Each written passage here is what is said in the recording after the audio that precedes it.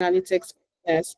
So let's start off with, if this is the first time you're hearing about analytics business, if yes, please drop a 1 in the comment section. If not, drop a 0. So if this is the first time you're hearing of analytics or analytics business, please drop a 1 in the the chat rather, so we can get started. I want to know that you are listening, because today's session is going to be a very practical session. It's really going to be very insightful for individuals, going to their day-to-day activities to help reduce your repetitive tasks. So you'll be having faster ways on how to automate the process. So please let me know if this is the first time you're hearing of analytics. Please just use the chat. You can drop a 1 if this is your first time. If this is not your first time, you can drop a 0 in the chat. All right. Thank you so much, Michael. I can see the responses coming in. I would really appreciate our participation in today's activities, just to make it as interactive as possible. All right, it feels like we have a lot of individuals that know about the organization. That's amazing. But this is an opportunity for you to still learn and for you to gain more value. So thank you for joining in once more on a Saturday evening to get more insights and learn how to make use of data. So without further ado, I want to know where each and everyone is joining us from. I'm currently joining from Lagos, Nigeria, and I would like to know where everyone is joining. We have about 30 individuals on the call. So I would like to know where you're joining us from. Can you just type the location in the chat from where you're joining us from? I need the responses so that we can factor in the data or the demographic we have on this call. So just let us know where you're joining us from. I'm joining from Lagos, Nigeria. Okay, I can see the responses coming in. Thank you so much for participating, Kayode. He's joining from Benin, Edo State. I was recently in Edo. That's great. Hi, Isa Jonathan. He's joining from Just Plateau. Please, I need more responses. I need to know that you guys are listening and are interested in the session. So we have Emmanuel Elias joining us from Calabar, Cross River State. Dr. Ibrahim Ayuba joining from Zaria, Kaduna. A lot of people are joining from all parts of Nigeria. So fantastic. This is going to be a very impactful session for you, especially as a working professional. We have Dakat joining from Lagos, Lekki, Odeyemi Temitope from Lagos, Khalid, Chigawa. It is a very diverse group. So thank you so much for being part of us today. It's a pleasure anchoring this session. So I'm going to try to keep the intros as short as possible so that we can get to the main hits and get our hands dirty. So before we bring up our facilitator, I'm just going to go ahead to share my screen so we can go into the AI business for today. Please let me know if you can see my screen. If you can see my screen, give a thumbs up. All right, fantastic. I can still see some people dropping their location. So Omolara, thank you for joining. Abdusalam, thank you so also for joining from Zamfara. Thank you so much for coming tonight. Okay, so today we're going to be talking about a very interesting topic, which is data and AI shortcuts. I'm pretty sure a lot of us on this call do not like to do repetitive manual tasks, and that is why you decided to join today's call, and we're going to give you value for your time. Okay, so basically what we'll be working with today is how to automate at the very least 30%, if not more, depending on the type of role you do, of repetitive work in just 2 hours. So in the duration of this session, we'll be having practicals showing you different AI tools that you can work with, and basically how to cut down on your work time so you can be more productive as an individual. Okay, so let's do a bit of introduction so you know who is speaking to you as an individual. So we're going to go over analytics business. Since a lot of you are quite familiar with the brand, an EdTech company, we basically okay, Abbas, this is the first time you're joining us. Okay, so I'll have to go over this.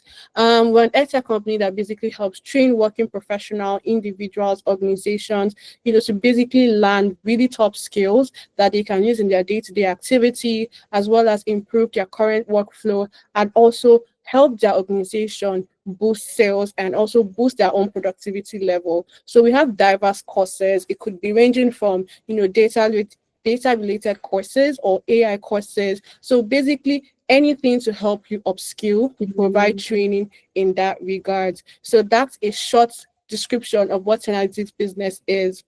Okay, so like I earlier mentioned, we play in different spaces. we don't only focus on the tech aspects, because a lot of people have branded us as a tech company. So yes, we offer tech skills, data analytics, AI, but we also offer soft skills. So you have courses like even digital marketing analytics, as well as sales technique, as well as brand management. There's quite a number of them, but I don't want to bore you with all that. It's just, if you need more information, you can check out our website and you see the curriculum and brochure on there. So this is the soft skills that we do. So basically, a lot of people say it's always very impossible to get the activities done. Like, okay, how can are you kidding me that I'll be able to learn how to cut down on my tax in just 2 hours? That doesn't sound realistic.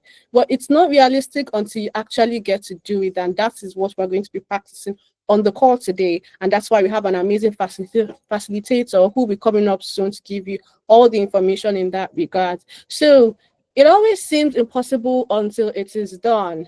And this is why we have some of the success stories that we currently, we're very proud of. So Tenalytics, as you know, Tenalytics business is not only a Nigerian company, it's actually a Canadian company, but we basically started off in Nigeria. So we help individuals across Africa, the US, UK, majorly immigrants, as well as individuals from the Black community. So these are some of the individuals that we've helped in the tech aspect to transition from different career paths into their current first job in tech. So you have people transition from care workers in Canada into a business analyst. You have a pharmacist done, basic transition into a benefit analyst, and she was able to get a full sponsorship job. So that's one of the perks about tech and AI, is the fact that it can always land you that high paying salary. A lot of people are looking to earn in dollars, in euros, in pounds.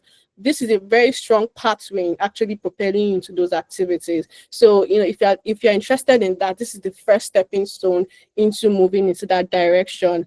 You also have Benga, who was able to, after looking for a job, he was able to land a business data analyst role in Poland. Nathaniel was able to land a data scientist role in Barcelona, as well as Abdul Rashid, who was able to land a data scientist role here in the US as well. So we have different individuals, and if you want to see all those testimonials, you can always check out our YouTube channel and you have access to this information.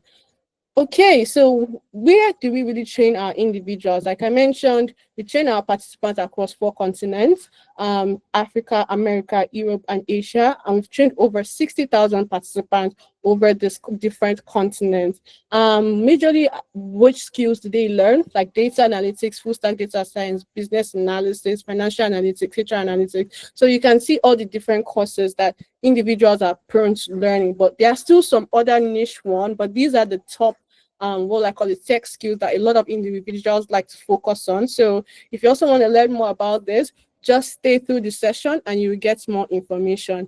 So if you're also wondering, some of our participants, or most of our participants, have worked here in these different top organizations in Nigeria as well as across the globe. So you have places like Microsoft, Amazon, Coca-Cola, Dufil, MTN, Uber. There is a whole load of information on here. But yeah, that's enough about me, my organization, and basically the introductory part of this session. So the very next step is to actually go to the main drama and heat of today. So I'll be calling on the facilitator to take over today's session.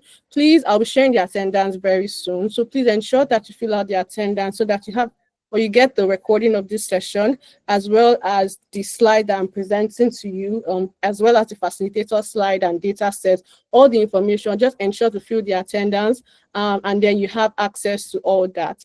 Okay, that being said, I would like to call on Joshua. Joshua, if you're there, just say hi so that we can kickstart the session properly. All right. Good evening, everyone. Good evening, Treasure. How are you all doing today? All right. Over to you, Joshua. Okay, please confirm you can hear me. Yes, we can hear you. Yeah, all right. Okay. So good evening once again, everyone. All right. Good evening once again, everyone. It's great to be here. It's great to have you all on the call. And as today's section is, we are going to be looking at an amazing case study today. How to work with AI, how to take off some repetitive tasks, some automation, and certain things you need to do while working as a data analyst or a data scientist. So if you are hearing about AI for the first time, you can drop a one on the chat, but you drop a one on the chat, but you've not heard about it before, you can drop a zero on the chat. So if this is your first time working with AI, drop a one on the chat. But if you're working with AI consistently to do your tasks, you can drop a two on the chat. Sorry, drop a two on the chat. All right. Okay. So I will start by sharing my screen. Okay, we have a lot of people that have been working with AI, Emmanuel, Elisa, Mohammed. Okay, great one, guys. Great one, guys. So today we're going to be doing an amazing topic today. Like I said, how to reduce your repetitive tasks while working with your data set. So before we go ahead, this is me. I'm Joshua, a data analyst and data scientist, and I'm also skilled in SQL, Excel, Power BI, Tableau, Python, and machine learning frameworks. So I have strong background in data-driven solution, and I have passion for that. And also for problem solving, and also empowering others through tech. So my experience encompasses project coach, lead analyst, most especially in the edtech industry, and also as a senior data analyst associated at Analytics. I've mentored and trained over 300 aspiring tech professionals across Nigeria, United Kingdom, United States of America, Canada, and beyond. And I also bring in hands-on experience across EdTech, public sector analytics, and learning communities using data to create insight and to build dashboard. So for today, we are going to jump right to the case study. And what I have right here in the case study is a business, and we're going to be working with the business. Okay. So there is a complaint. But before we go into this, I would like to still bring in definition of what artificial intelligence is, explain what artificial intelligence is so that we can all have a better view of what AI is actually is. So right now, going straight down to the definition of AI. Okay, hold on a bit. Okay, now look at these two pictures. You have an old researcher and a modern researcher. You can see the way things were actually done in the past. You have a lot of books to read. You have so many places. You have to go to the library. You have to get journals, all of these things. But with just simple prompts on artificial intelligence on your chatbot, you can get some of this information right there at your doorstep without even leaving your home, without getting journals online. And this is part of what technology have actually brought to us. And you're going to be looking how that also feature when it comes to analysis. So many organizations has a lot of these sales, flooded data around sales, operation, marketing, customer experience. But how do we make these departments data flow and make sense of them? So let's jump right into the business of the day. What is artificial intelligence? So I have it right here that AI is the ability of a computer or a machine to perform tasks that will typically require human intelligence. And it's such as learning, reasoning, perception, and problem solving. So instead of being explicitly programmed for every single action, AI systems learn from data to identify pattern and make decisions on their own. So today I'm going to be showing you how you can train your bots to give you your tailored result, your tailored answer to whatsoever thing you want to do as a data analyst. So benefit of artificial intelligence, one, it gets a result faster. With AI, what will take me hours to do, I get it within a split of minutes or seconds. And we're going to be building a dashboard today, and after that, I'm going to be getting some DAX function to extract some insight from the data set.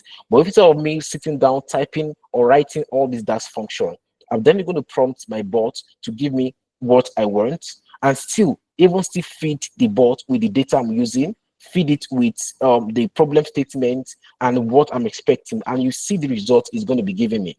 And still, we are going to also build a dashboard, and from there, we are not just going to build a dashboard. We need to get insights from dashboard, a write-up.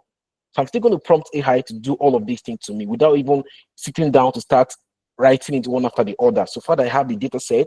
I've trained my bot with the data set, with the problem statement, and even with the dashboard. Then I'll be able to get everything I need from the analysis. So you have it helps to find hidden patterns. Sometimes there are some trends that we might not actually see. There's some connection that we might not actually see from our data set as human, or even miss some steps. But AI has the ability to see all those hidden patterns, spot them out for you, and before you know it, you get your result.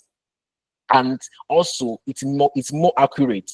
It reduces mistake, like I said, by analyzing data consistently without getting tired or distracted. I can be analyzing my data now, and I get a call from work that can actually take me from the spot, spend hours trying to get everything done before submitting my report. But with AI, once you prompt it, you get your results just as immediately.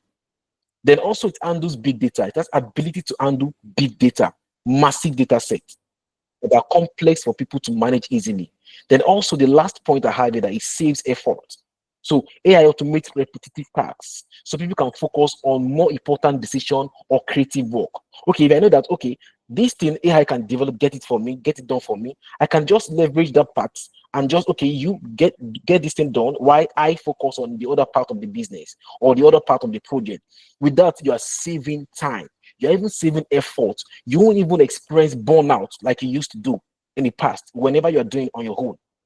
So it's just like your team working with someone and getting, like, you having someone that gets the understanding of what you're doing and also working collaboratively to get the result of your analysis. That's just all it's all about. So look at this picture. We have a data analyst and also an AI data analyst. There is a saying that AI is here to take our job, but I do say that AI is not here to take our job, but somebody that uses AI is ready to take your job. That's just the blind truth here. Someone using AI is ready to take your job. Okay, why this data analysis analyst sits down with large number of data sets, writing, you see a pen in his hand, in the heart, trying to get every other thing. I have another colleague of mine that just from the bot to get every information that he needs. And so he will be able to focus on the other aspect of the analysis. So there's a part of the analysis that's been handled by the AI, while the other aspect is being handled by me. So bringing these two results together form a very an excellent job with minimal time. I won't have used a lot of time sitting down to look for this, to look for that. AI can just help me detect it. Okay, from this data set, what are the anomalies? What are the trends? What do you think can be taken from this analysis? What do you think can be the best place to focus on? What could be my recommendation? What do you recommend? So it's like you talking with someone and giving you the response right on time. So data analyst are key areas that you need to learn. You need to know how to problem solving, Excel, SQL, Power BI. So in today's section, you're going to be using Power BI, Tableau, data story, and you're also going to be doing something around data story. So we already have the problem statement. We are going to be using Power BI. Then you're still going to be using the AI to get the data story. So and also Microsoft Fabrics for analysis. Then we go into AI. So this is the case study for today: unlocking retail growth with data at Apex Electronics Store. So there's an electronic store in Nigeria called Apex Electronics Store. So this is the business overview. It's a leading Nigerian retail technology company that operates across multiple states, offering a wide range of consumers electronics such as smartphones, laptops, smartwatches, gaming console, etc. And with a growing customer base and increasing competition in the consumer electronics sector, the company is looking to leverage its transactional and customer data to improve decision making. So there is something they need. They want to improve decision making using the transactional data and the customer's data. The business has accumulated large volumes of sales data across region, customers, and product categories, presenting an opportunity to harness insight that can drive profitability, customer satisfaction, and operational efficiency. So this is all about Apex electronic stores. This is who they are. This is what they envision to have in the future. Right now, what's the problem statement? Looking at this, despite the availability of sales and customers' data, the retail company struggles to derive actionable insight. Inventories imbalances, underperforming product categories, and lack of visibility into state level sales trend, and has affected strategic planning. So they already have the data, but they lack actionable insights. They're having wrong planning, and it has really affected the strategy. So in the long run, automatically, you know, the revenue will be affected, the customer's experience will be affected, so many things will be affected. So additionally, management has limited understanding of customer product behavior, customer purchase behavior, and profitability drivers, leading to missed opportunity for cross-selling and targeted promotion. Without a proper business intelligence solution, decision making remains reactive rather than data driven. So, what is the rationale for this business? The first one is that we want to have an enhanced decision making. The second is what? For operational efficiency. Why the third is what? Customer insight and profitability. Then the aim of an objective is that we want to automate that stable creation.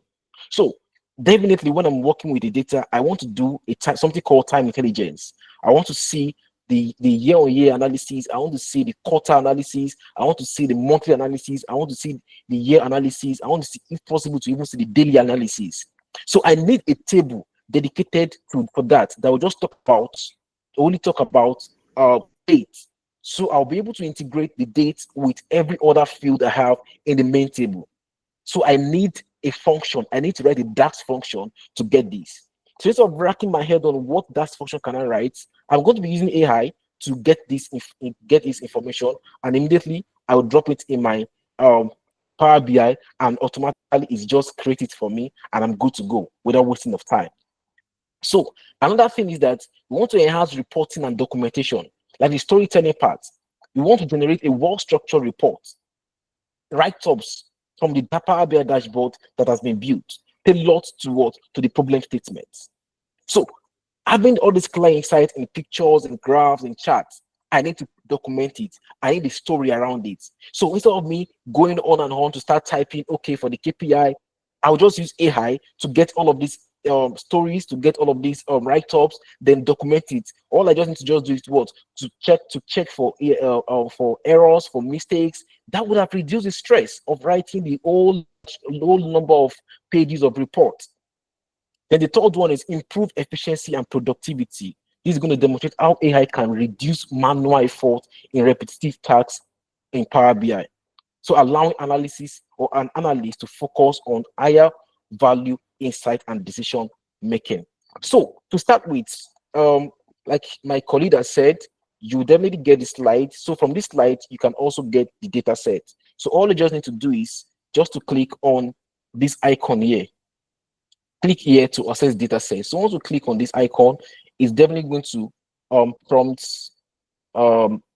give you a prompt of the what's it called, of the site where this data set has been uploaded. All you just need to do is to download it. So this is data set. Once you click on it, it's opened up this data set straight up on your browser, and all you need to do right here is just to download the data set, So before we move into the practical section, I want to know if we are all still together. So if you are still with me, please drop a 1 on the charts. And if you have questions, you can always use the chat bots. Okay, I can see people reacting. That's very great. Okay, Comfort, I can see that. Emmanuel, Nelson, oh, great one. That shows that we are still together. And it's about to go down, guys. You are definitely going to get the best thing out of today's section. Trust me, you're definitely going to get the best out of this section, because we are going to be doing a dashboard, and from that dashboard we see how we're going to use some AI prompt to get certain things that we need from the dashboard. So let me jump back to the slide. Let's jump back to the slide. Okay, I have Genesis arms raised. Is that for me? All right. Okay. So by the end of the whole thing, this is what we want to have. We want to have this dashboard. Showing the performance, retail performance dashboard, showing the total revenue, the KPIs, the top 10 performing customers, the total revenue by product, the trend analysis, even the total revenue by state.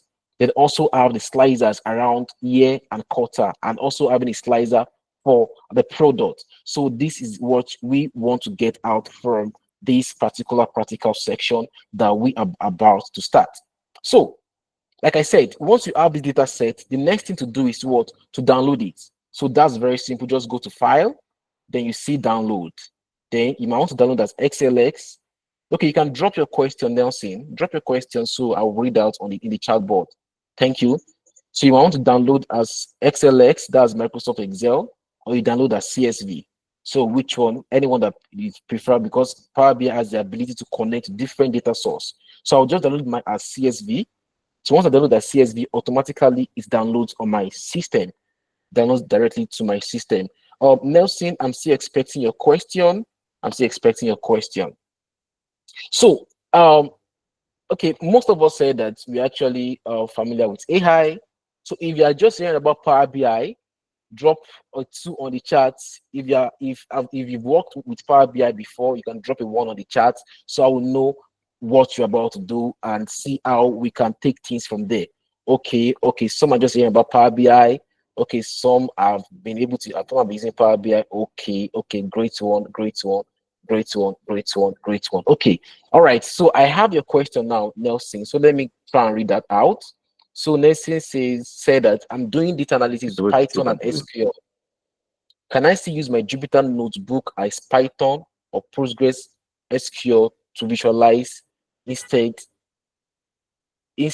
of Power BI? So it depends on what you're working on now. Python has its own visualization library, which is called Matplotlib and Seaborn. You might want to use that to visualize. It's cool. If you want to use Postgres has a way you can generate your chart. If you want to use that, it's cool. But if you want to use Power BI, there's a way you can connect Power BI to your database to extract data from the database, then bring it down to Power BI and still do your visualization.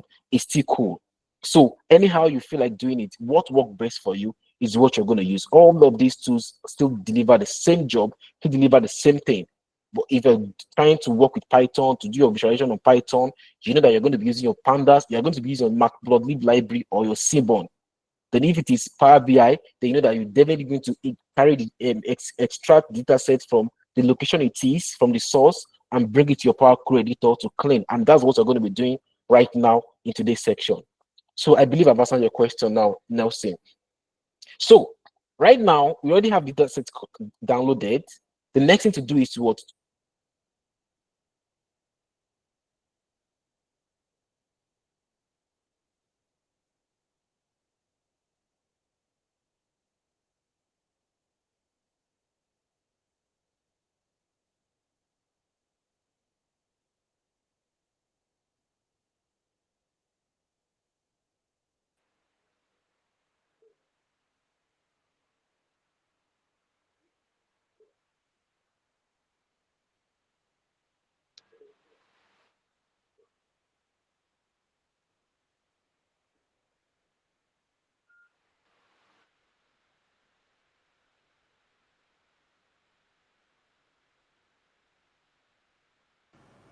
Can't hear you anymore, please.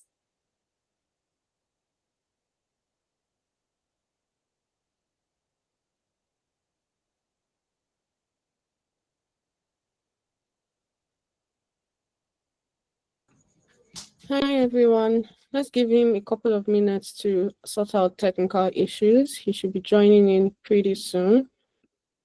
So let's just give him a couple of minutes to join back. Apologies for the slight issue.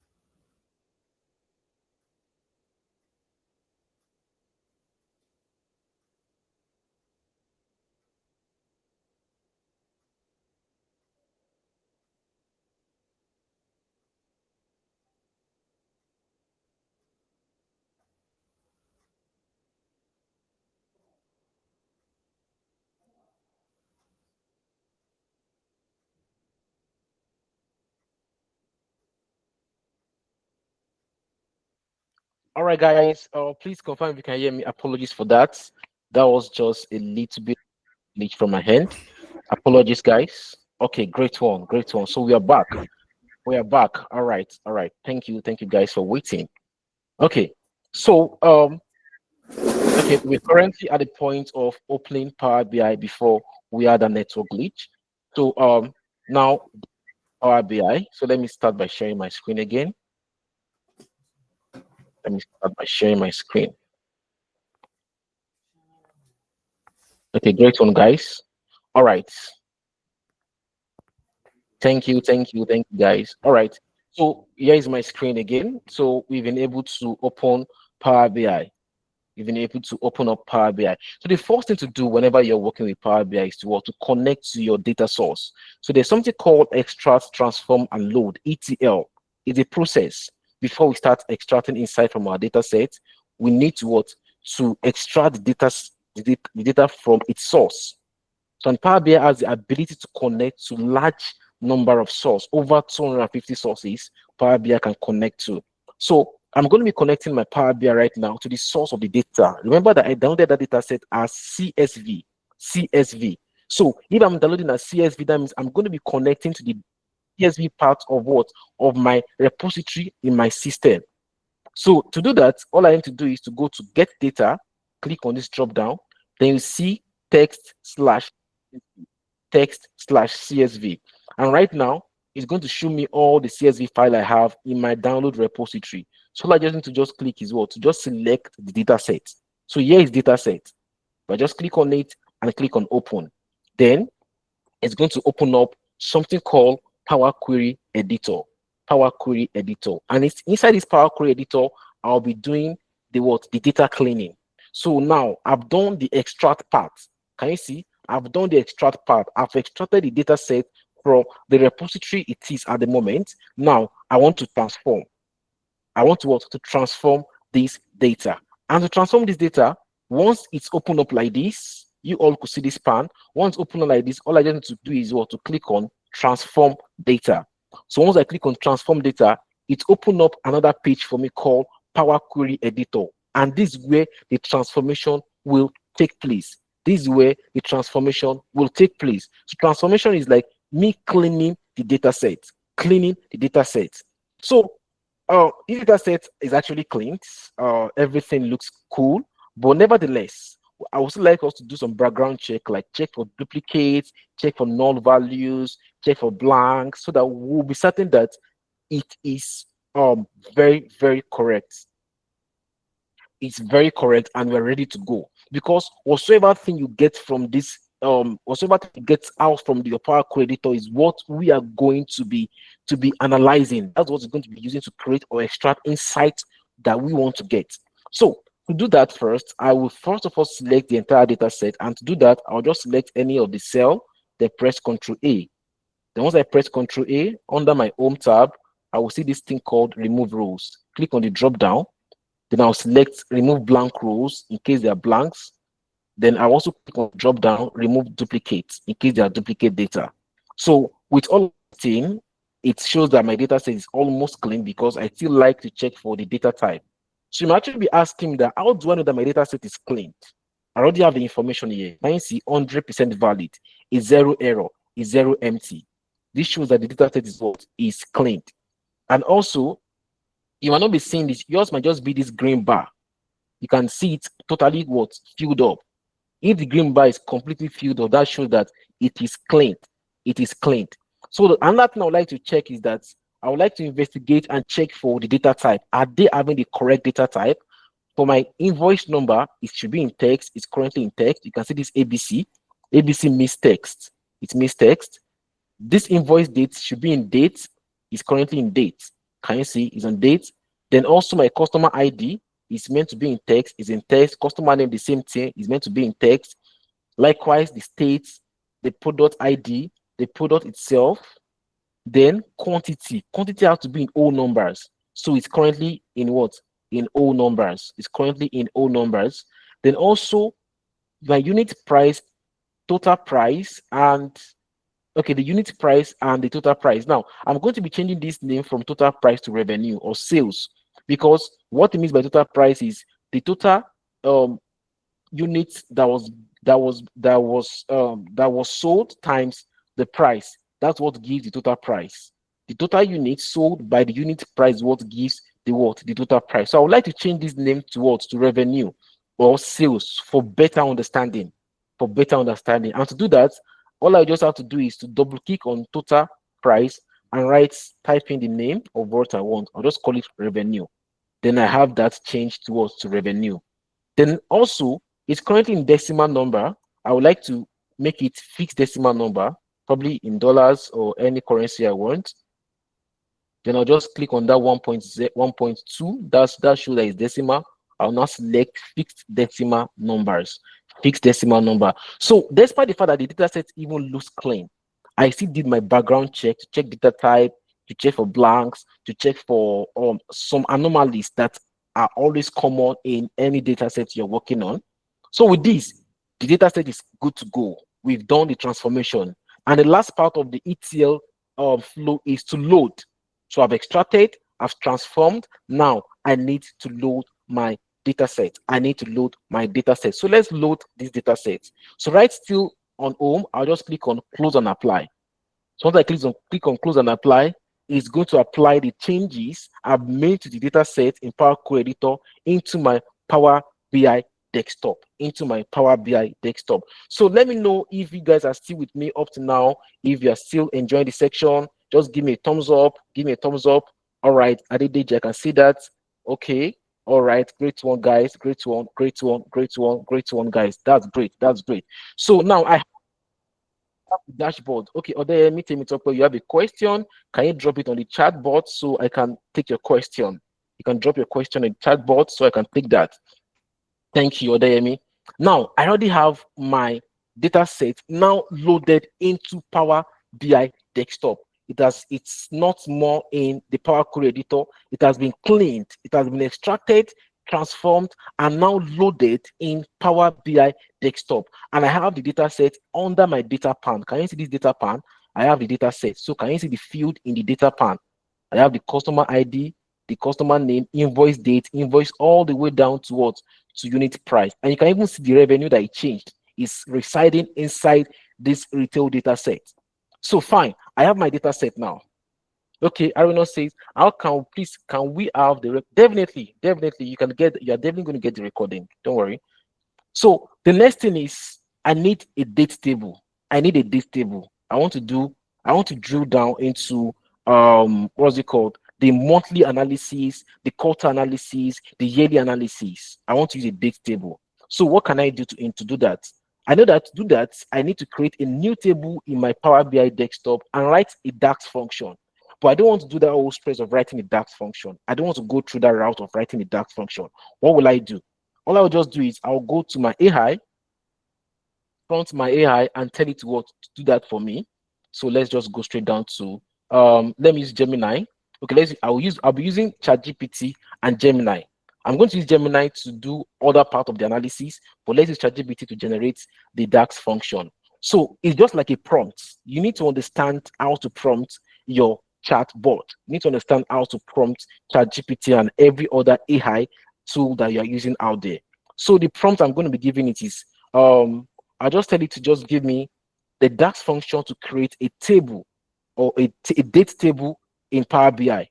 DAX function to create a date table in Power BI. I'm going to give it the span of the year that I want. I will tell it from maybe January 2019 all the way down to December 2024, because our data set actually spans from 2020 to 2024. But I just want to give some gap between that 2020. I don't want to start exactly 2020. Let me just start from 2029 all the way down to 2024. So look at how I'm going to do it. I say give me the DAX function to create a date table in Power BI from 2019 to 2024, and that's all. So let's see what it's going to give us. So all of these. So this is it here. This is all I need.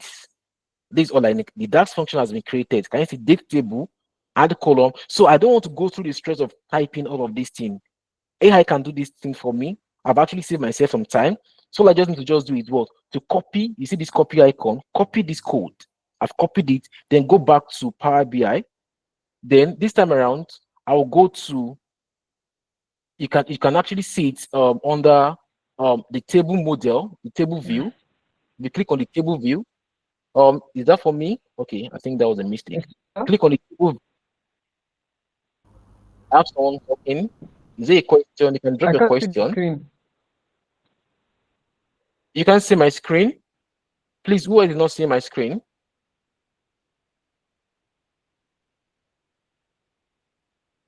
If you're seeing my screen, please give me a thumbs up. Yes, I can also see it. Okay, in case you're not seeing my screen, you might want to. Okay, if I see my screen, okay, people are seeing my screen. In case you're not seeing my screen, you may want to log in and log out and log in again. Do you understand? You might want to log out and log in again. Most people are saying this. I'm also seeing the screen here, but you can, if you're not seeing my screen, try to log out and log in again. Then you are even going to see my screen. It could be the bandwidth of a network over there. So right now, I want to create a new table. So I'm currently on my date table or date or table view. Then now under my table tool, I'll just click on new tables. I will click on new table. So all I need to do right here is just to paste what I copied. Can you see this particular place called the formula bar? This formula bar. So all I just need to just do is to what? Control V and press enter and see what's going to happen right away. Can you see the date table has been created? The date table has been created. Can you see the date table now? The date table has been created. Now the date table has been created without typing. I didn't need to type every other thing. I didn't need to type this thing. Even if I'm working with another data tomorrow, next tomorrow, this is what I'm going to do to create my date table. It's a constant flow. So I don't need to keep typing or keep writing this DAX function. I have to save my time. So because typing this, there might be error, try to debug the error. I want to save myself all those stress. So I've been able to create a date table in just how many seconds? 5 to 10 seconds. So the next thing I would like to do is just to make sure that it's all having the right data type. It's having the right data type. So the date table, the first column that it says date, I want it to be on just date column alone, not date time. You can see the data type here. I'm seeing date time. I want it to be on date alone. I don't want the timing. Just date alone. And it's going to, can you see it has been corrected? And every other thing are actually in the right data type. Every other thing are in the right data.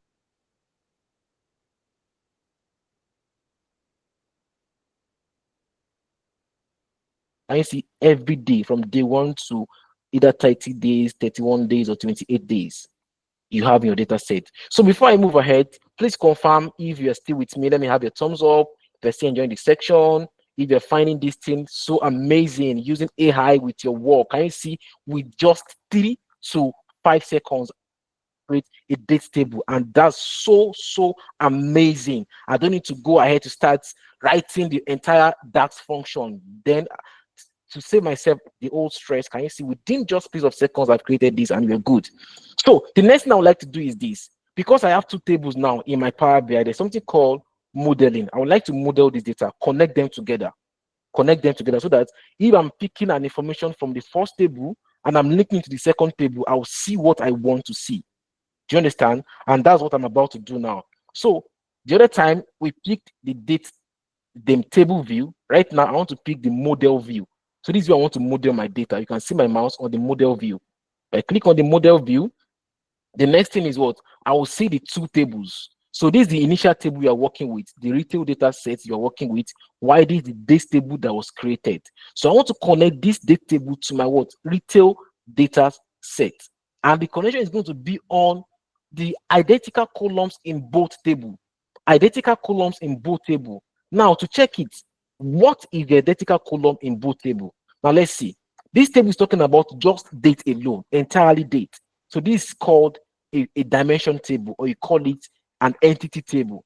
But in my fact table, there should be at least 1 column here that is talking about dates. And let's check. Let's check. So I'm saying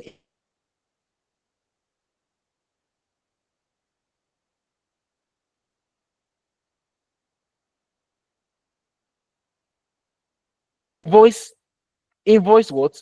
Invoice date in my invoice in my retail table, and dates column in my date table. And with this, we are good to go. So this is it. All I just need to go is what? Go right on invoice table, invoice date column, left click it, then drag and drop it on date. Can you see? I'm going to do that again. I'll go to my invoice date column, left click it, drag and drop into date. Then it's going to establish a connection telling me that, okay, this is what we can see, the cardinality, the cross filtering direction. So I want it to be on either many to one or one to many. So I just come there under the cardinality, click on the drop down, then select one to many. Then after selecting one to many, the next thing I'll just click on what? Save.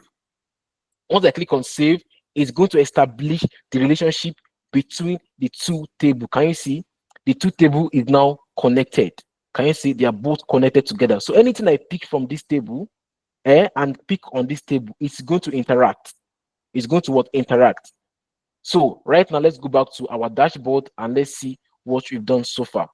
Going back to our canvas. So we are back in our canvas. We're back in our canvas. So I've been able to create the date table. Can you see right here? We are not only having the retail data set anymore.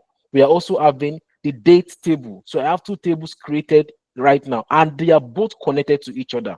They are both connected to each other. So what we need to do right now is now to start building our dashboard to have that same dashboard in our that I showed us before we started this section. So we want to check the retail performance, to check the top 10 performing customers. We want to check the total revenue per product. We also want to check the total revenue by state, and also the KPIs. The KPIs will span between total revenue, total quantity, total transaction, and the total number of customers that we have. So all of this insight is what I want to get. It's all what I want to get. So once I'm done with this dashboard, I'm still going to use Gemini to still create this particular chart. I'm still going to show you how to use Gemini to create this particular chart. So now this place is called the canvas background. These are our canvas. These are our report canvas. Everything I want to do, all the colors I want to use, I'm going to be dropping it right on this page here. On this page here. So to start with, we have this place called your visuals pan or visualization pan. I have all the visual I want to use, starting from column charts, to bar chart, to line chart, to area chart, funnel, ribbon, tree map. Everything that I need to use is right there in my visualization pan. So to start with, I would like to first of all build or give the dashboard a name. That's the first thing. You have to label or give your dashboard a name. So I'm going to be calling this dashboard Apex Retail Performance Dashboard. Apex Retail Performance Dashboard. And to do that, I'll be using my text box under my home. I will see text box to write the title of this dashboard. So just click on text box. Then I have this right there. So I'll just adjust it a bit. Adjust it just a bit.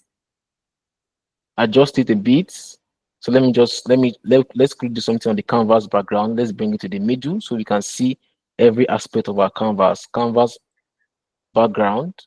Okay, canvas setting. Instead of having a vertical alignment to be top, I'll just turn it to middle. Yeah, so great one. I'm seeing what I want to see now. So let's go back to what we are creating. Let's go back to what we are creating. So I have my text box here. So I just want to reduce it a bit. I just want to try to adjust it to just come down a bit. Okay. Yeah. Like this. Then I will now type inside, call it Apex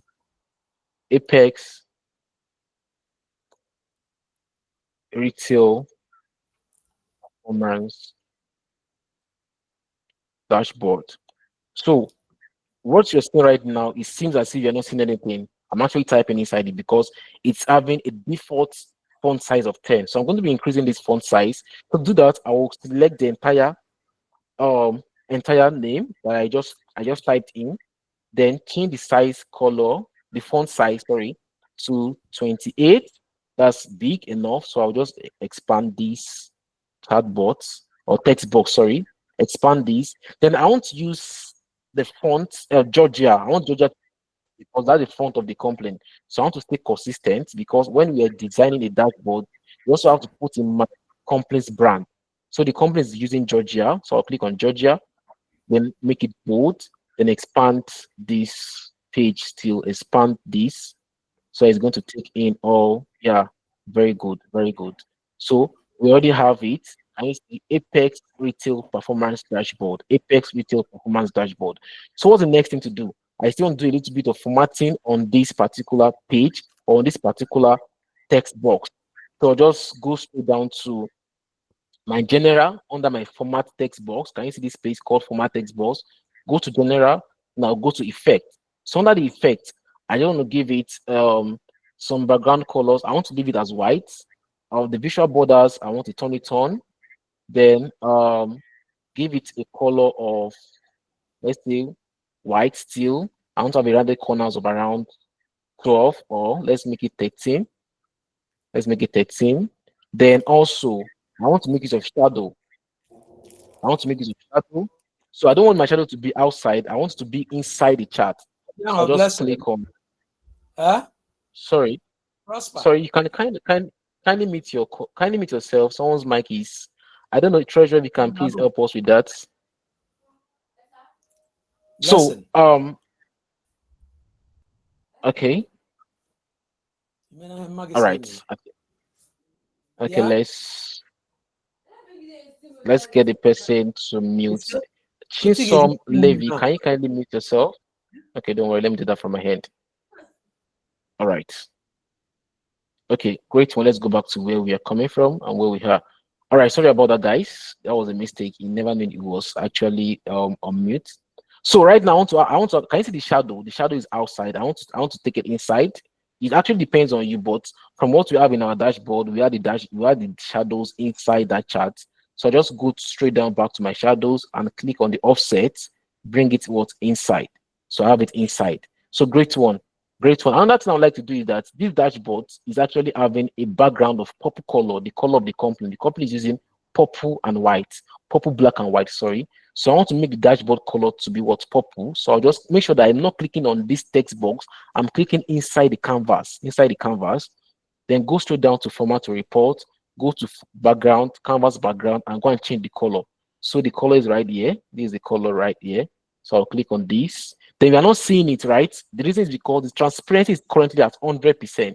So let me just reduce it back to 0. Then we have this. So we are going somewhere. We already have the dashboard and the dashboard background. So the next thing to do right now is to create sliders. I want to have sliders for product. I want to have sliders for year and also for quarter.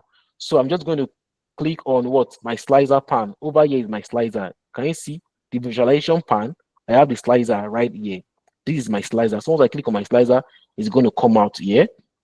And the slicer was located right beside or right in front of the title of our dashboard. So I'm just going to place it right here. So I'll place it. I'll make sure it's well aligned with what I'm having with that text box. So I'm just going to place my slicer right here. So I want to have 3 slicers. And I still want every of my chart to follow this particular format, these rounded corners, the shadows. So I want to also save myself of going straight down to this place to start formatting it one after the other. No, I don't want to be doing that. I want to use something called Format Painter. So I'll just click on this chat box, then click on Format Painter. Then I'll drop it on the slicer I just created. Now, it is already there. You are not seeing it here because there is no data in it. So let's first of all start by imputing data in it so you can see that it has been formatted. So I just go straight down to my retail data set, click on the drop down, then pick product. I want my product to be in that slicer. So I can either drop it on the slicer or I drop it here inside the field. So once I do that, you can see that it has taken the shape of the previous chart without editing it in the format of visual pan. It has taken the shape of this previous one. So another thing I'm noticing is that I'm seeing a blank here. We've checked out for blank. We are still seeing blanks. There's no need for you to worry. Just click on that particular chart, click on it, then go to your filter pan and go and uncheck the blank. Go to product, then under your basic filtering, select all and uncheck blank. Then you are good. You can see that blank is gone. We are no more having the blank there. I'm not having the blank data there. So another thing I would like to do is I edit this slicer to look nice. So just go back to my format of visual. Then I'll go to slicer settings. So I want it to be a drop down. I want it to be a drop down, which is great, So I don't want to do every other editing because of time. So all I just have to do right now is I want to have slicer for year and quarter. I still want to have slicer for year and quarter. And this, I don't want to start going back to the previous step I've taken. I don't want to start going back to clicking on filter, go and start dropping it. No, this is what I'm going to do. This one I've created, I'll use to create the two other slicers that I want to build. So I'll just click on this slicer, then Control C to copy, then Control V to paste, and now paste it twice. So what I did was, let me just do that again. I Control C this previous slicer, I selected this previous slicer, I Control C to copy, and I Control V twice to paste. So doing this, you can see I've pasted it and I have the all the slicers right here. But if you notice that we are just having product on all of the slicers, yes, that's the way we are still going. One should be for what? For quarter, while the other should be for year. So right here in my second slicer, I'll just go to this field icon and uncheck or cancel this product field. Cancel the product field, then go to my date table that I created. If I click on the drop down, you see every other information we have there. We see all information we have there. We have the date, we have the day, the month number, the quarter. So let me just drag quarter and drop it there. Let me drag quarter. So I have all the quarters. You see Q1, Q2, Q3, Q4. That has been done. Also, even for your invoice date, you can see I have the date information there. Can you see the date hierarchy? By click on the drop down, we'll see the month, the year, the quarter, and the day. So let's pick the year from this our invoice date for you to know that everything is interactive and it's the same thing. So I just click on the third slicer, cancel the product field, then drop my year in the field. Then I have the year. Can you see? Starting from 2020, 2021, all the way down to 2024. So this blank is still showing. I would like to remove it. So click on this slicer, go to your filter, then go to what? Right here. Okay, I think we need to. Okay, so I think okay, you're working on invoice date. Sorry, you're working on invoice dates. Let me take this back. We're working on invoice dates. So click on the drop down, go to basic filtering, select all and uncheck blanks. Select all and uncheck blank. Then we have this created. Can you see? Little by little, we are almost there. So the next thing is I want to create the KPIs, the total revenue, total quantity, total customer, and total transaction. And to do that, I also want to save my stress. I save myself the stress of creating it one after the other. There's another icon in Power BI. I don't know if you are familiar with it, called Card New. Card New. I'm going to be using Card New to create that. So I'll just click on Card New and drop it right here. I don't want it to be too big. Just drop it right under this place. Then I have a little bit of adjustment around this. Okay. So Card New. What do I want to have under my Card New? I want to have the 4 KPIs that I want to measure. So under this Card New, we have the data pan. So I'll be dropping the KPIs there. I want the total revenue. I'll drop it on the data pan. I want the total quantity sold. I'll drop it on the data pan. I want the total customers. So I'm going to be counting the unique number of customer ID. I'll drop it on the data pan. Then lastly, I want all the total transaction. So I'll be counting the invoice ID or the invoice number. This is the invoice ID. I'm also going to drop it on the data pan. So everything, someone actually showing me first name of customer, first name of invoice. Yes, it's doing that because it's a text data type. But for these ones, it's showing me the correct one. Some of revenue, some of quantity. But for this remaining 2, I want a distinct count of these 2 KPIs, the customers and the invoice. So I'll click on the drop down, then select count distinct, and also I'll do the same thing for my invoice. I'll count distinct. So you're seeing that it's actually showing the numbers. It's showing the numbers, but we are not there yet. We need to still format date card and see what we need to get. So I want to know if you are all still following me. If you have questions, you can drop it on the chat box. If you're following me, please give me a thumbs up. If you're finding this section interesting, let me see your thumbs up. If you're learning 1 or 2 things, let me see your thumbs up. Great one. So let's follow the screen with our reaction. Great one. Awesome. So let's work on editing this card. So I'll just go straight down to format your visuals.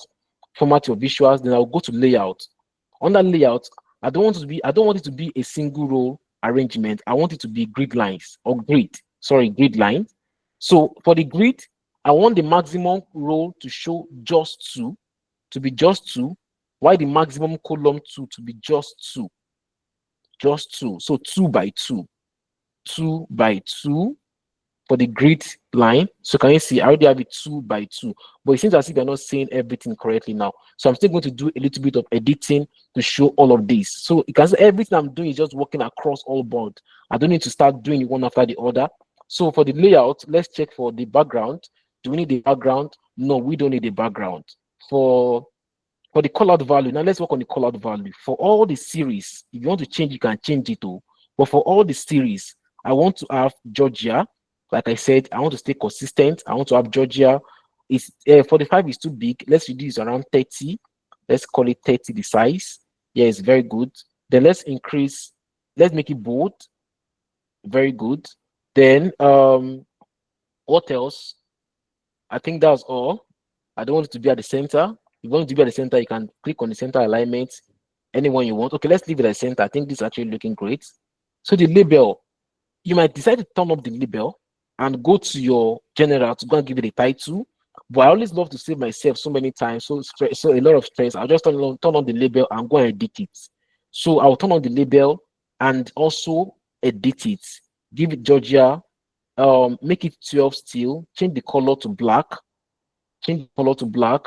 Then do I need to make it bold? Depends. Why don't just make it bold? So it's like that, on and on like that. So it's actually coming out bit by bit. It's coming out bit by bit. The card itself, do we need to do anything around the cards? I think everything is fine. I don't need to change the background.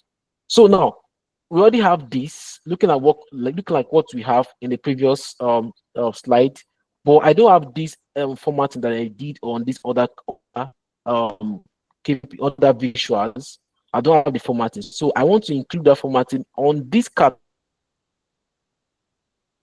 I will only click on one. Okay, Abbas Yakub, you can drop your question. Okay, yeah, the section is recorded. It's recorded. So I will just click on one of the charts. Let me just click on the text box itself.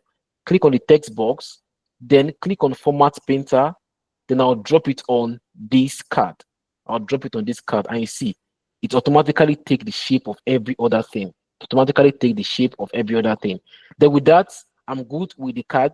Okay, I still want to you can see that this is actually having 29.1645 blah blah blah, all of these things. We still need to do a little bit of touch. You might want to make it one decimal place. You might want to see the total number of quantities sold. You want to see the total count of invoice, all of these things, instead of having 1.025k. So you want to give more understanding to this, so I can still do a little bit of editing. So I'll click on the card again. Then this time around, I'll go to format your visuals. And under format your visual, I'll click on general. And in my general, under data format, I'll go to my data formats. Then I want to apply settings to, I'll start from what? My revenue. I want it to be in just one decimal place. So if I click on the format, I want it to be in I want it to be currency. Then I want it to be in one decimal place. So I'll just comment to reduce it. Can you see it has been reduced? That is that about that. The next thing, I'll click on quantity, sum of quantities sold. Then I want it to be just all numbers. Then I want it to be none. The decimal place. Okay, decimal place is currently 0.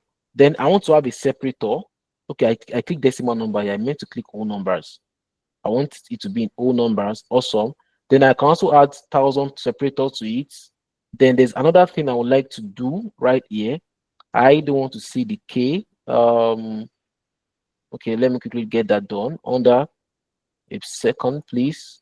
Okay, all number has been selected. That was actually meant to change though. But let's check the okay. Sorry, a minute, guys. Okay, I guess I'm not saying this thing. There is something I'm actually looking for. Let's have a whole number around that. So whole number, right? So after having whole number, I want to change it from M to from millions, from thousands to just numbers. Okay, I will get that. Not to waste time.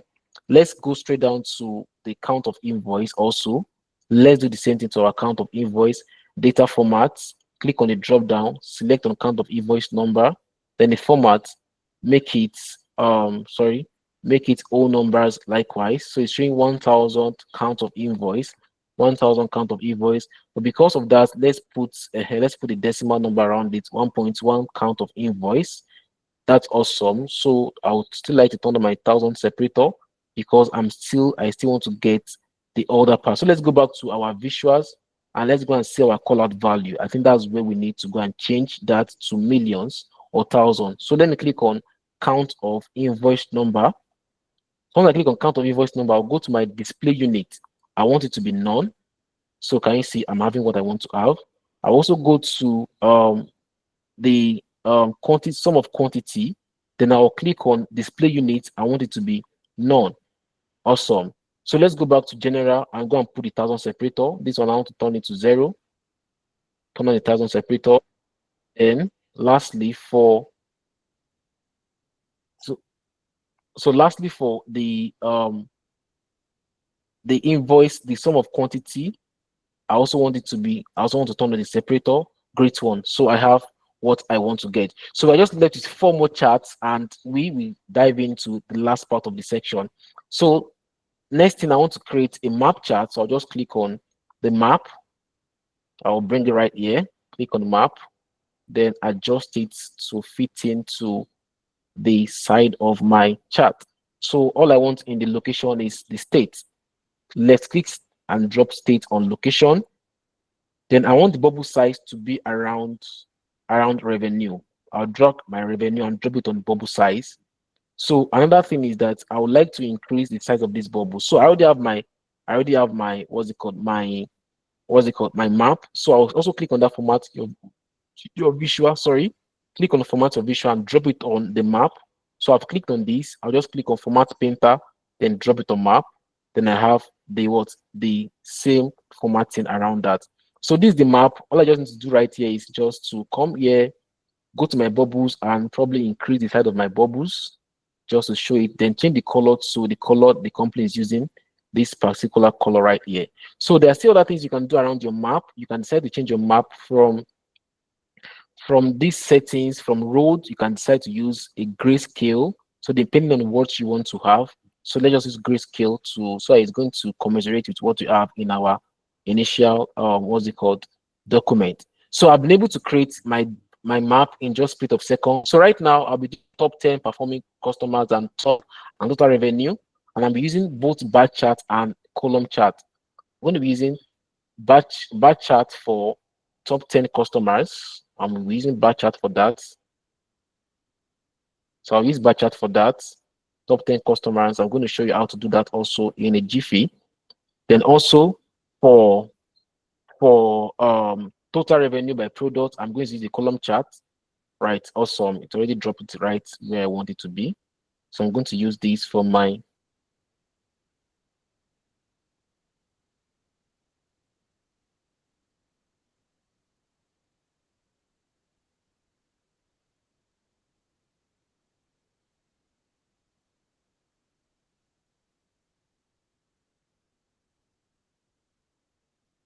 so I believe you are still all together. Please give me a thumbs up if you are still together, if you are still hearing me, if you are seeing my screen, if you are enjoying the section. Let me see your thumbs up. Okay, great one, great one. So let me start by dropping every chart I need here. Then I'll just the remaining part, then we are done. Okay, see, I'm almost done with the dashboard. So for the line chart, I will drop my month on x-axis and revenue on y-axis. So I'll just leave this guy like this. I'll leave it like this. So for the total revenue by product, I will drop my revenue also on my y-axis, then drop my product name on x-axis. Great one. And finally, for top performing customers, I will drop my customer name. I'll drop it on x-axis, and I'll drop my revenue for my customer on y-axis. So I have a lot. Okay, for this is a bar chart. Awesome. This is a bar chart. So for bar chart, your x-axis turns to your y-axis, while your y-axis turns to your x-axis. So that's what it is. So let me do that again. So for my revenue, I'll drop it on x-axis, and I'll drop my product on my customer name on y-axis, customer name on y-axis, y-axis. Great one. So I have this. I have this. So we're almost done. So right here, we want the top 10 customer, top 10 performing customer, not all the customer. These are all the customer, but I want the top 10 performing customers. So how would I do that? Click on the chart itself. Then let's go back to that filter pan.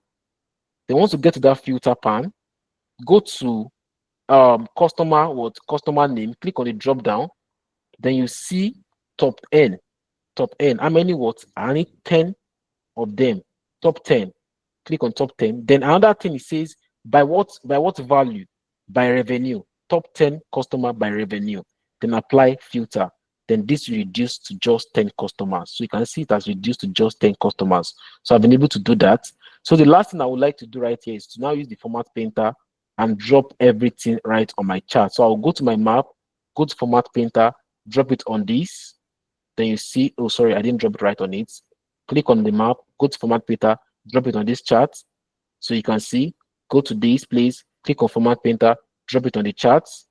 So it's changing. Then click on this likewise, go to format painter and drop it right on the chart. Then I have everything was formatted. Not 100% formatted, but at least we're almost done. So this line chart, I would like to change it to its original color, which is the same color of the complaint. I'll go to format your visual. Then under that, I'll see line. Then from my line, I will see the color. Then I'll change it to that purple color. And then increase the width. I like to make it 5 to be more obvious. So that is that. So you can see you've been able to what? To build this dashboard in just how many minutes? In few minutes. So there are still a lot of things to still do to look like that, but because of time, just to format it, to change the headings, to make it look just to change the font name from Seagull to Georgia, and that's very, very, very easy. But right now, before we go ahead to generate the recommendation and every other thing on this particular chart, let's go to Gemini. Let's see what Gemini will do for us. Let's see what Gemini will do for us. So I'll go straight down back to my Gemini. I'll go to Gemini and I'll go and load the data set inside my Gemini. So I'll just go straight down to, so on Gemini, there's this icon that makes you to add files. So I just click on that. I'll go to upload files. So I'll go to upload files. So let's go and drop that data set. Let's drop this data set. Let's drop it there and let's prompt it. Let's prompt it. So while prompting it, I want to also feed this data set. I want to train it with the business problem statement. So let's go back to our slide and let's go and copy the business problem statements. Sorry. So the business problem statement, let's go straight down to where it is. So this is the problem statement. So I'll just copy this entire problem statement, then go straight down to, go back to my Gemini, paste it there. So this is me training on what I want it to do. Then also, what can I also provide? I already have that. I have the data sets. Okay, so let's say based on the complaints problem statement and the data. Okay, based on the complete problem statement, analyze the data and give me visuals. Okay, related to, or let me say, give me visuals for descriptive analysis. Let's start from there. Descriptive analysis. So let's start. Let's see what you're going to have. So it's loading it up. It's loading. So it's analyzing the data sets. And let's see what we are going to have.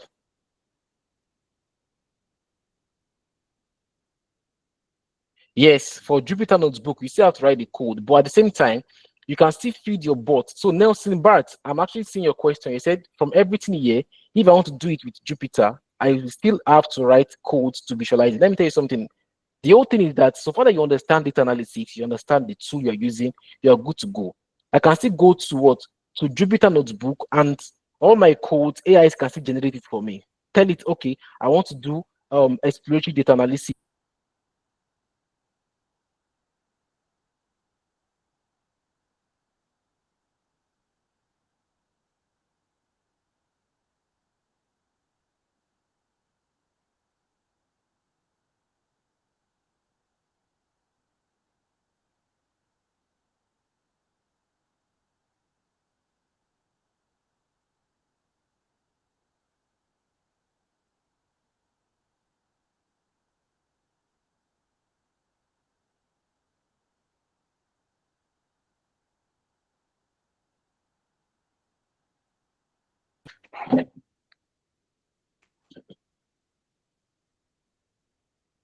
Can you see me? Please confirm if you can see me. I think I lost you for a while. Okay, so Nelson, I was saying that you can always write your code. You can also always tell ChatGPT or your AI to still write the code for you, and you still get the visual you want. You can tell it to write the code to get the visual. You can tell it to write the code to get everything you want, and you still write the code for you. And then all you just need to do is just to copy it, paste it on your Jupyter notebook, and run it, and you have your analysis. So CD, can you see now? Can you see? Let's start from the top. Can you see? It automatically did the top 10 customer by total spending for my customer behavior. See, Benga Falokwe. Let's go back to our Power BI and let's go and see what you have there. Let's see what you have under that place. You can see top 10 Benga Falokwe. Can you see? Let me put on focus mode so you can see it very well. Benga Falokwe. You can see that Benga Falokwe is still having the top 10 what? The highest customer, the customer with the highest revenue. So you can see from what we have in our chatbot, still having Benga Falokwe. Can you see? Can you see that I can easily do all these things? And even it already gave me what some of the story I want to see. Some of the stories. Can you see? For product performance and inventory analysis, the gaming console lead in both total sales and quantity sold, indicating high demand. Laptops and smartphone has also strong performance, contributing significantly to what? To overall sales. Even the state level sales trend, you can see that the data confirm that Lagos, Rivers, and Abuja are your most profitable market. So you can see that are your most now. These are just the editing that we can just do to it. You can just say that Lagos, Rivers, and Abuja happens to be the state with the most profitable market, generating the highest sales revenue. So you can see, even without even asking to generate the write-off for me, it automatically generates what? The write-off for me. So also understanding customer spending and habits.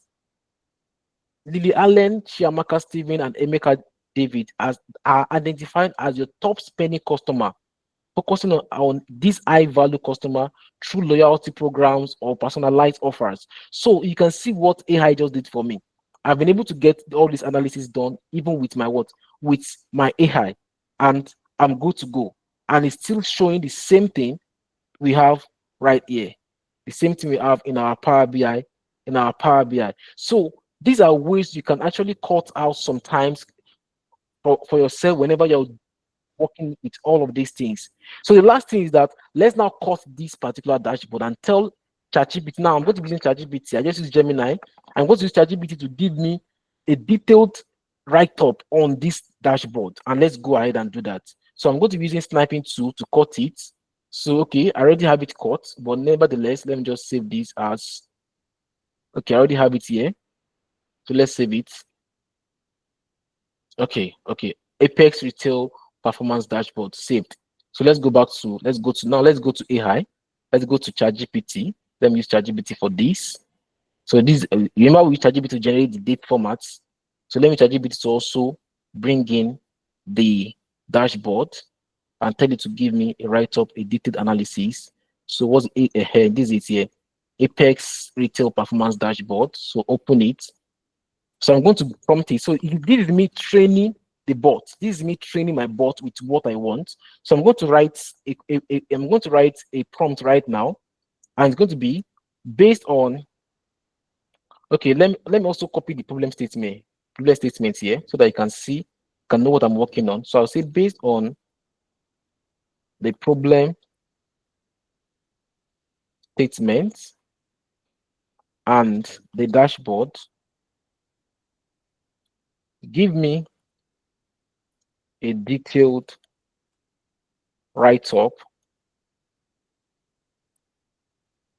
of this analysis, and okay, let's say that you should also give us at least 5 recommendations and at least 5, let me see, at least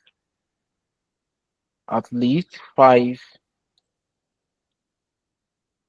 major recommendation.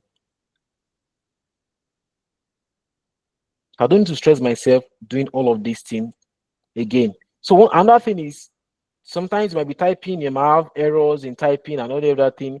It automatically understands what you're trying to say.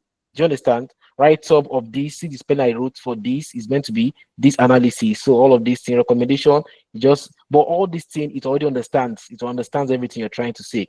So I'm going to prompt this guy. I've prompted it. I've given it the problem statement. Okay, then you say problem statement based on the problem statement above. Let's see, the problem statement above and the dashboard. Give me a detailed write-up of this analysis and at least 5. Okay, I was going to say 5 major recommendations and at least 5 major recommendations. So let's run this and let's see what you're going to have. Let's see what we're going to have. Let's see what we're going to have. So can you see, here's the structured dashboard, here's the structured analysis. So you can see the write-up. This is the what? This is everything that was being observed or gotten from the dashboard. This is the key observation, inventory balance of underperforming, geographical sales, every other thing, and these are the recommendation. And with this, I have all my job done within how many minutes? You've not used up to an hour, then you are cool, and that is it. So you don't need to waste time trying to do all of these things, trying to rack your head. Okay, let me see this thing again. Is this not giving me the what I want? Oh, even AI has the ability to even see what you're not seeing, to see patterns you're not seeing, see more than what you are seeing.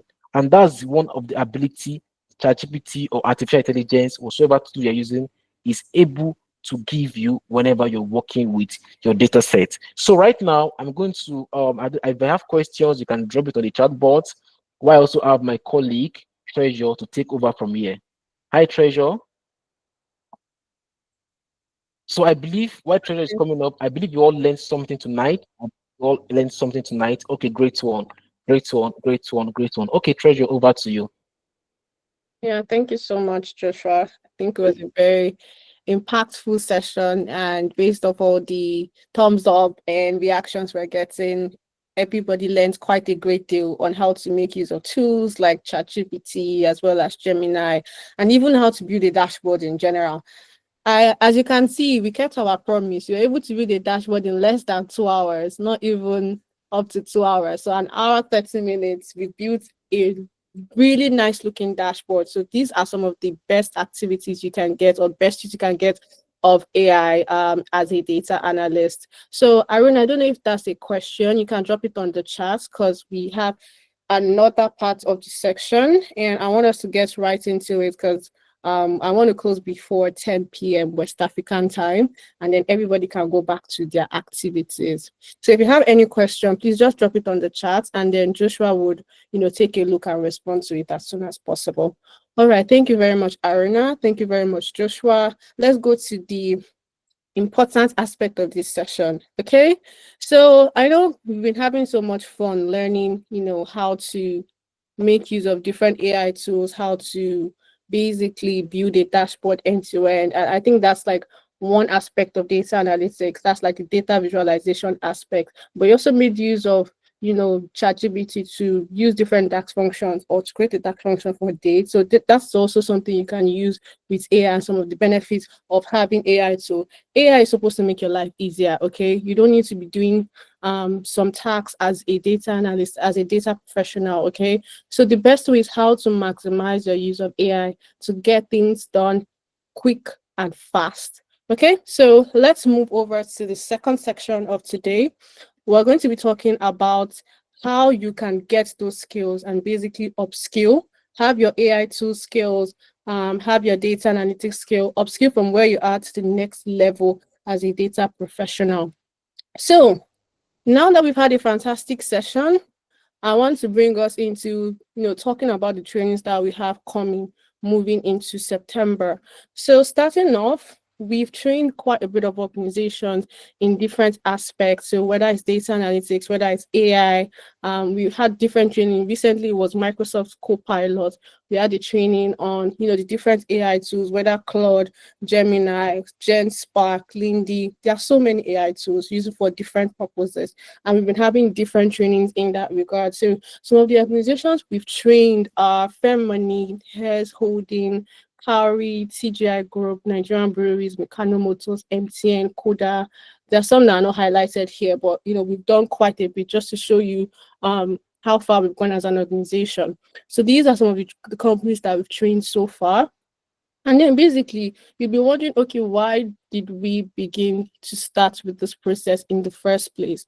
So we noticed that when it comes to traditional way of learning, you have quite a bit of, what's the word? Old methods. So first off, you are basically like learning courses that doesn't really concern the particular role you are currently working with or your business and things in that regard. But how can you move from that to actually working on your own niche, working with case studies that relate to you, relate to your industry, and help you upskill? How can you make your training better? And that's where we come in. So Analytics business is focused on 5 major aspects. So first off, we make sure that we are giving you full support. So you have like a very strong community of different individuals. So you're not going to be doing it just by yourself. You're going to be doing it with different people that have done and gone through this process over and over again. Another important thing is we're not going to be doing just generic content. We're going to make sure that we have relevant content to you and to your organization. Another thing is one very important aspect is we always try to engage in real world application and making sure that you have practicals, just like you did today. Did you enjoy the practical session from today? If you did, please give a thumbs up. Fantastic. Thanks, Anthony. Amazing. Seeing so many thumbs up. Thank you so much, guys. Fantastic, fantastic, fantastic. So this is just to show you an example of how we actually give our training. It is 100% practical. We don't do any theoretical aspects. Yeah, you get to do the prelim to the actual practical sessions like artificial intelligence, what the tools are and things like that. But we majorly move into theories, making sure that you're able to put in real world application to whatever data, whatever information that you've learned. And that's what we try to achieve. So that's the purpose of what we do the training for.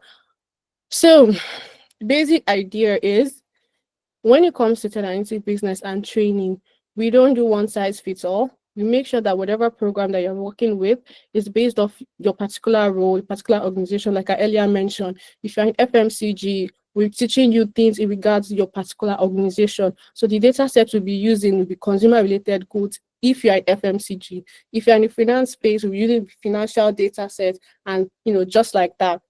Like I mentioned, project based. So whatever we do is project based. And if you are HR on this call, and you're also looking to train your staff, we ensure that you're able to track the progress of their activities end to end. So would always give you reports. You'd also always be able to see on the learning management system what they're able to do or what your staff are doing at each point in time. You'd see when your staff are actually going through the project as they should, if they take their assignments seriously, you're just able to track. So that's something that is very beneficial to the human resource team as well as the management team in general. Another thing is we look at the fact that a lot of individuals trying to upskill are working professionals, and then you want to see how you can combine working with actually learning. So whenever we take our trainings, it's usually on the weekends because we understand that during the week, you might be having different activities to do, and we try to ensure that there is no disruption to whatever you're doing. So on the weekends, you have the access to learn different skills, weekdays to do your activities. So it's just a win-win for everybody. And then based off what we actually say, our organization is based out of Canada. So we have strong expert facilitators from all around the world, whether it's the US, the UK, Canada, Nigeria, Africa, strong professionals taking you on this training, just like Joshua himself. So some of the industries we've covered includes financial services, FMCG, oil and gas, telecommunication, logistics, tech, HR. So, if your organization or industry is not here, not to worry. This is just a few of the ones we've taken. And we're also open to going into other aspects like e-commerce. Just let us know what your training needs are, and we'll be there to respond to that with a good training curriculum. So we have our next cohort coming up soon, especially if you've learned things in regards like AI, data analytics. And in this short snippet that Joshua have taught, you see that you feel you need to learn more, then the next cohort will be the best place for you. Our next cohort is starting on the 30th of September 2025, and on the 13th rather, 2025. And in that particular class, we are going to be having two distinct training sessions. So one will be very much tailored to data analysts and professionals, and the other one will be for AI automation engineers. So it's not going to be like as niche, it's just be how to automate workflows end to end on different aspects. So we're currently also running our flash sales. As you can see from the flyer, prices were cut down to a significant amount. So this is only going to be for the month of September, and as a result of Tenalytics and Tenalytics business, clocking 5 years. So it's our 50th anniversary. So that's why we have the prices down to this particular amount. It's not going to be part of October sales, or just so that you understand context to this. So this sales is just for September code that individuals going for that. So first off, you have generative AI for data analysts and professionals. And what you'll be looking to gain is how to use different generative AI tools for data cleaning, querying, and reporting, how to also generate SQL queries and Python codes using natural languages, AI-powered dashboards, how to apply AI for forecasting, insights. You work on different capstone projects. Basically, you'll be getting a certificate at the end of it.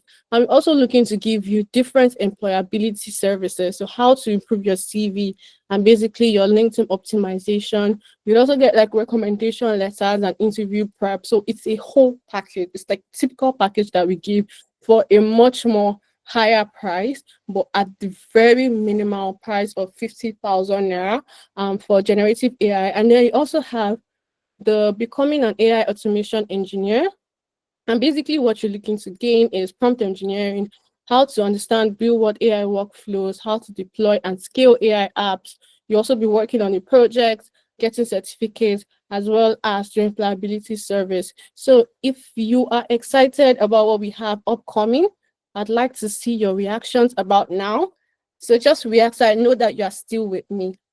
All right, Afone, thank you so much. Ikia, Dankat, thank you so much for responding. Thank you so much, guys. So these are the courses and we're looking to have, especially in September. And if it's something you think you'd like to be part of, the informations are also down here so that you can look at it at your convenience. I'll also be dropping the link to our open program where you can go through the curriculum end to end. And if you have any question, you can also let us know and we would respond to them as soon as possible. So I dropped the link to the open program in the chat. So that's basically what we have going on. So these are some of our achievements so far. We have the Alberta Catalyzer. So you can see this is us in Canada going for a particular catalyzer program and the community of individuals that we work with as well. And then we'd also be having free demo session. So if you want to book a demo session, all you need to do is go to the Tenalytics business website, and there you see where you can book a demo, and then you have a call with the individual assigned so that you can get clarity. So if you need more information, you can get clarity there as well. So we also have financial modeling. So apart from the open program that we have, we also have like customized training. You're not only limited to the open program that we have for a particular month. If you want to do training on financial modeling, just reach out to us and they will give you the quote on how to get a particular training done, and you can get ahead with your training. So you're not only limited to open programs, you have customized training. So if you want to take a particular training and it is not part of the open program, just let us know and we'll get started. We'll work a curriculum out for you and send across. I don't know if that answers your question. What's his name? Lakunle. Lakunle, did you get that?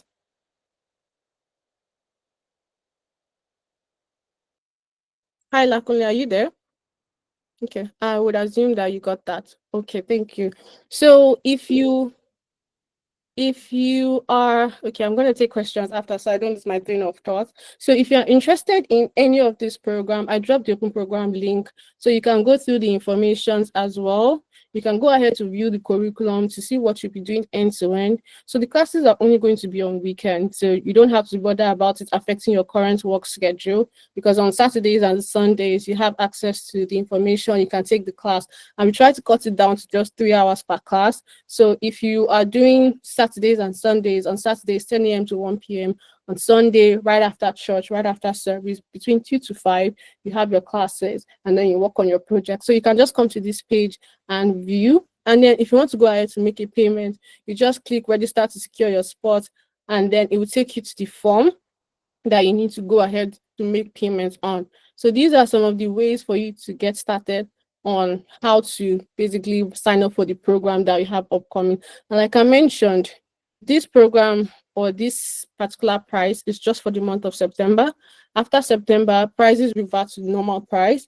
So that's for the open program. But if you have any particular training need for yourself or your organization, all you need to do is just let us know. And you can send me an email. My email would also be on the slide. If you have any questions, just let me know. So my email is on here. We also have the official 1096 business email where you can ask your questions. So whichever one you want to do, you can let us know, and then you get started on the particular project or class that you're looking to achieve. So all you can see right now, the next thing is, basically our training certificate. Our certificate is accredited by the American Council of Training and Development. If you want to see the accreditation, is also part of the documents that I assigned here. And then you can see some more of the success stories that we have end to end, from individuals moving to the UK and also getting their jobs of different scale and sizes. If you go to our YouTube platform, you can all see the success story. So if you want your page, or if you want yourself to also be part of each of the success story, it will be a very good time for you to register for our program. So I don't know if there are any questions so far, because you've stayed to this very point, so that means you are interested. If you have any questions, please let me know and I would respond to them. It could be the question in regards to the program, or basically what Joshua just thought. If you have any questions, let me know. So Harun, I'm going to the comments. He said, or she said, please, can you guys still consider arranging the 5 days physical class for any of these courses? It would be great. Haruna, it's an interesting thought for us to work physically, because we have individuals from different parts of Nigeria on this call, and then basically we can't bring all of them to Lagos or have them come to Abuja. So that's why we majorly make use of the virtual aspect, so that people can always engage and benefit from the class no matter where they are. But yes, it's something we'll still heavily consider moving into, maybe end of the year or next year. I hope that answers your question, Haruna. All right. Are there any other questions before we call it a day? All right. Thank you, Haruna, for reacting. Are there any other questions? Okay. So who am I seeing in class? Who am I seeing in class? If you know you're having any strong interest in joining any of the programs, just let us know so that we can sign you up as soon as possible. If you have any questions, also let us know.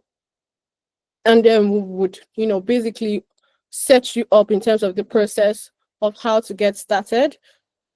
Are there any other questions, comments? Like I mentioned, it might not be in regards to the open program, it might be in regards to what you just learned, so that Joshua can also attend to the questions before we call it a day. Okay, fantastic. If there are no other questions, thank you so much for joining today's session. It was a very insightful one. We had such a great class so far. I'm looking forward to having you in class starting 13th of September. And if you have any other questions, please let us know. Yeah, the recordings for yesterday and today would be sent latest on Monday when we have all the recordings all together, and then you can go over whatever information that was discussed. And if you have any further questions, you can also let us know by email, and then we would respond to them as soon as possible. Okay, thank you so much, everyone, for joining today's session. It was a blast. If you have any other questions, you can send us an email and we'll respond as soon as possible. All right, that being said, have a good evening, everyone, and enjoy the rest of your evening. Bye, everyone.